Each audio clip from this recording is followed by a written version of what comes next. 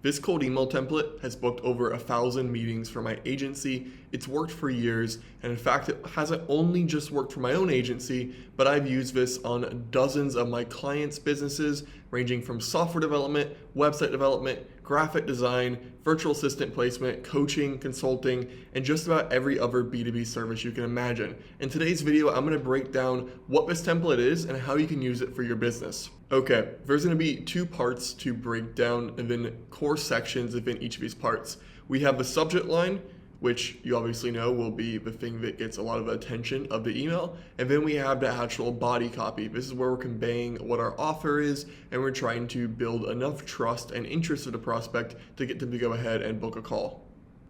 Let's start out with the subject line. So unblurring this here, we have a few rules that we need to understand. The first rule of writing subject lines is just not to make it misleading. And I know this sounds really simple, but I see a lot of people trying this approach where they lead with something like problem with your website, or issue with your last YouTube video, or problem with your ads. And the thing is, you may have a high open rate, but you're leading with deception. So people are not going to like you, they're going to report you as spam, and no one's going to want to give you their money and trust you. So it's ultimately pointless, and it's just used to have a high vanity metric being open rate.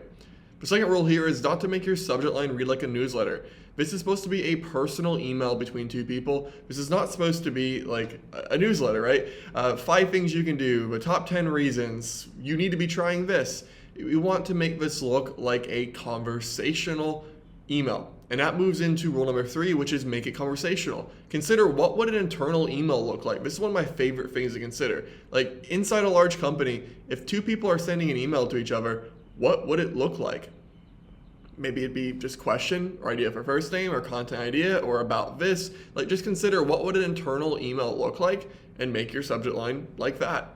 And rule number 4 is quite simple, but use first name when possible. Intro, first name plus sender name being your name. Thoughts on this first name? People love their name, and if you use it in your subject line, you're going to have higher open rates. And if you're wondering, is using company name or first name better? We've done a lot of testing, and we found that first name is best. So we try to use this in our subject lines. We also use around 5 to 10 per script just to have some variety for added deliverability.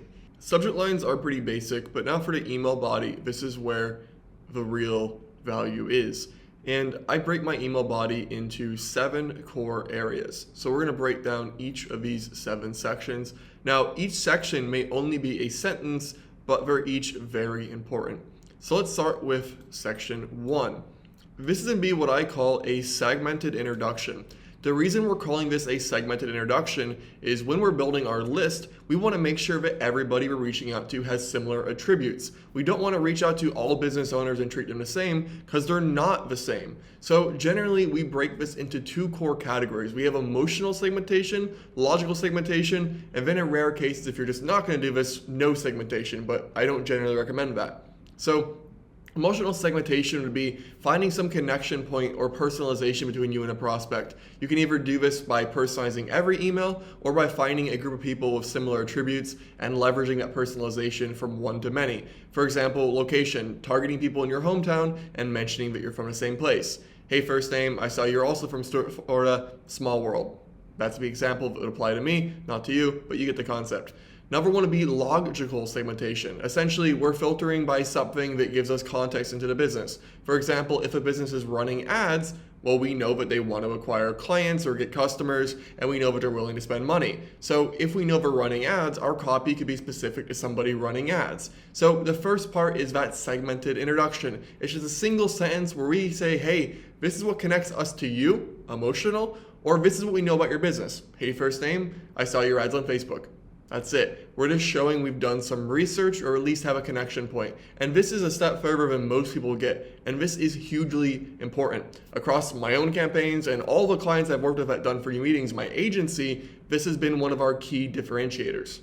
Part 2, this is going to be the pain point. We are going to call out and isolate a single pain point that we can solve. If you can solve many pain points, great, test that out, but don't try to fix too many problems in one email because you only have a few seconds of attention right here. So for the pain point, the more specific we can be, the deeper we can go.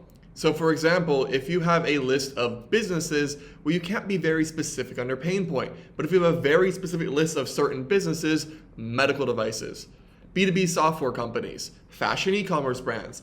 We can know from working with other companies or just general research what their pain points are going to be. This could also be a certain niche or even a technology. Like, we're targeting companies using Salesforce. We know people using Salesforce have this specific pain point. It could also be around an industry change. For example, there's a big deliverability change of cold email in February, and I was reaching out to people sending cold emails, and I was having that change from Google be a pain point. So we want to call out and isolate a pain point a prospect has. And if they don't have it, we can't help them anyway, that's okay. But if they do have it, they're going to resonate and have interest to keep reading the email. Part 3 is going to be the solution. What can you do to alleviate this pain? You've called out that they have this pain, this problem, this frustration. What is it that you do that's going to take that away? What is going to save them time, make them more money, give them more status? What is that thing going to be? And if you offer multiple services to do that thing, do not list them all. List one thing and run that as a test. Now, if you don't offer multiple services, or even if you do, you can also test the way you phrase that pain alleviation. We fix this problem by X. Next time it's we fix this problem by Y. We can just put different emphasis on that line where we're explaining this. Part 4 here is going to be our CTA, which stands for call to action.